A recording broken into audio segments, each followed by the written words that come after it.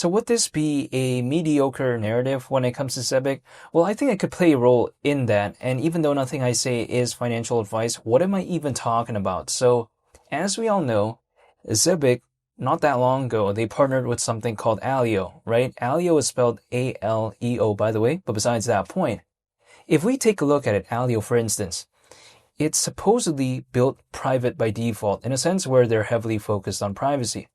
To be a little bit more specific, it's supposedly, allegedly, right, the first private programmable layer 1 blockchain.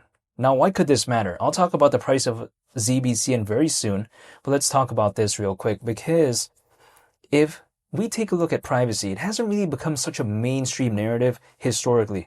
It's been kind of a narrative as of late, but we just haven't really seen a big change in sentiment as of late either. So we haven't really seen a moment in time in which projects that are very focused on privacy really have their time to shine, at least within this space. We just haven't seen that.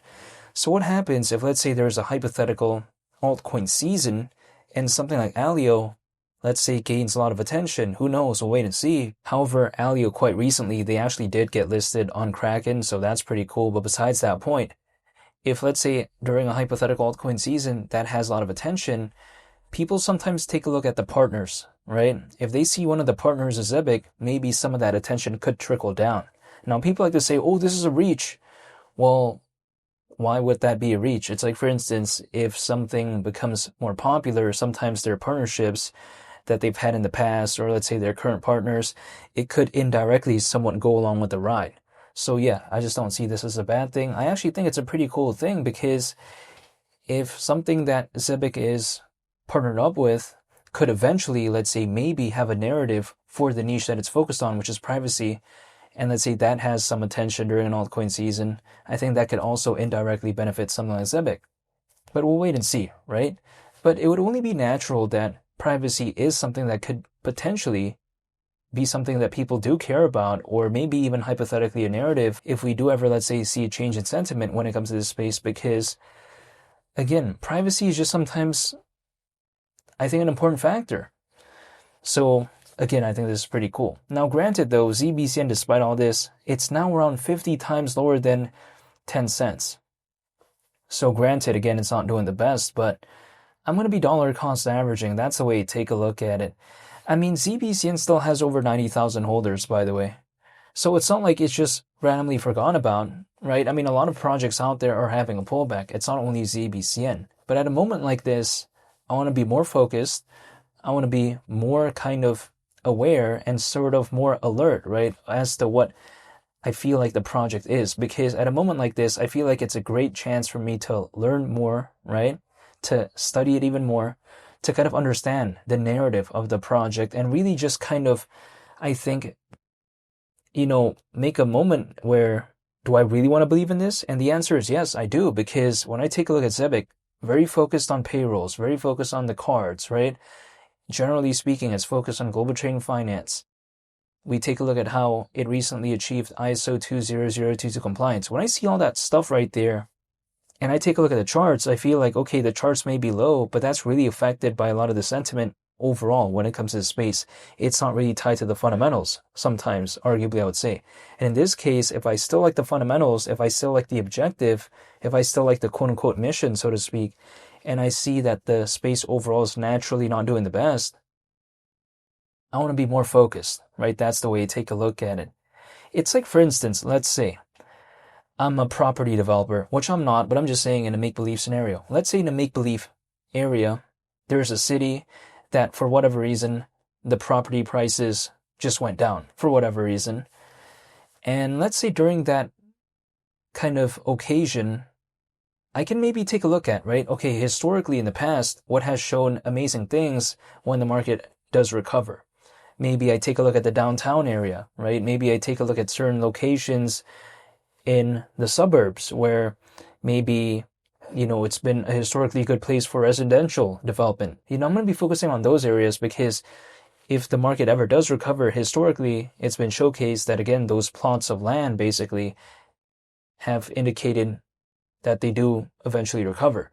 Now, how does that relate into this space? It's like, for instance, historically, I've seen projects that usually have a good community, which arguably I think Zebec does have, because it has over 90,000 holders when it comes to ZBCN.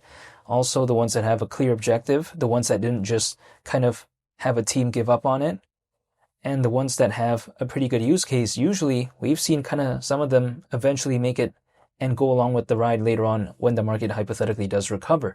Now we'll wait and see when it comes to this, but when I see those traits right there, when it comes to Zebec, it makes it very hard for me to just give up. That's the way to take a look at it, which is why 10 cents hasn't left my mind. I'm still thinking about that. We'll wait and see, but it's just still a thought on my mind, even though we're around 50 times lower than that as we speak. However, when it comes to Zebec as well, sometimes the aspect of Solana really isn't considered, but we have to consider. Solana historically has been a very popular layer 1 blockchain, right?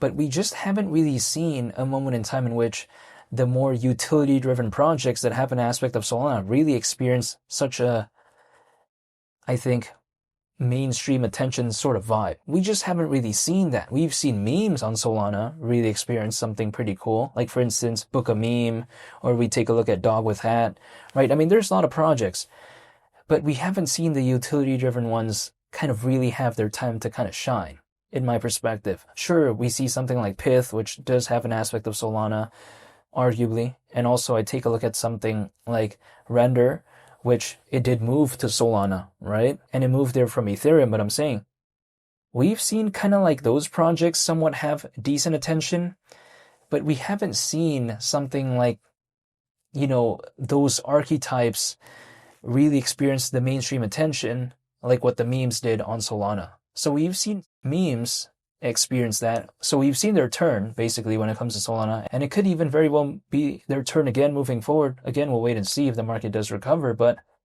what happens if the sentiment suddenly becomes, utility-driven projects that have an aspect of Solana? Guess who's waiting in the wings? Not only is it Render, Pith, but it's also something like Zebec, because it's basically there, even when the market wasn't doing the best. So later on, when other projects are chasing, these ones are waiting in the wings. That's the way to take a look at it, at least the analogy that I would have. So overall, I still haven't given up. I'm still waiting, but when I take a look at Zebec, I still like the narrative. And if one of their partners becomes pretty popular and it indirectly somewhat affects Zebec, that wouldn't necessarily surprise me. So yeah, we'll wait and see. But ultimately, I haven't forgotten about 10 cents when it comes to ZBCN. Still waiting. And I just haven't given up. However, I want to say thank you for watching. I hope you all have a very nice day. I'll be sure to make more updated videos when it comes to Zebec, because sure, as of right now, times are kind of boring, but if there's an update, I'm going to be making it because I just like Zebec.